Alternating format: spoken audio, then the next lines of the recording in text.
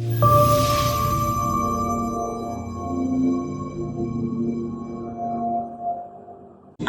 ಬಳಕೆದಾರರೇ, ಈ ವಿಡಿಯೋನಲ್ಲಿ ನಾವು ನಿಮಗೆ ಈ ಪ್ಯಾನ್ನ ಹೇಗೆ ಜನರೇಟ್ ಮಾಡೋದು ಅಥವಾ ಹೇಗೆ ಡೌನ್ಲೋಡ್ ಮಾಡೋದು ಎಂಬುದನ್ನು ತಿಳಿಸ್ಕೊಡ್ತೇವೆ.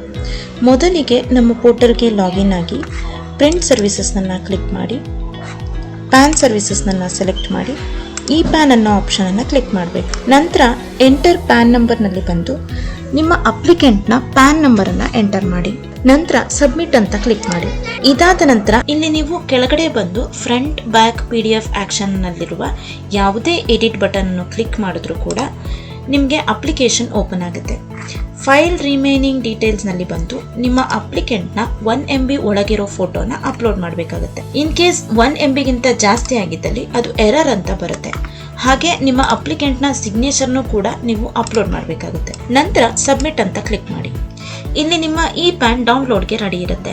PDF ಅಂತ ಕ್ಲಿಕ್ ಮಾಡಿದ್ರೆ ನಿಮ್ಮ ಈ ಪ್ಯಾನ್ ಕಾರ್ಡನ್ನು ನೀವು ವ್ಯೂ ಮಾಡಬಹುದು. ಈ ವಿಡಿಯೋನ ವೀಕ್ಷಿಸಿದ್ದಕ್ಕಾಗಿ ಧನ್ಯವಾದಗಳು.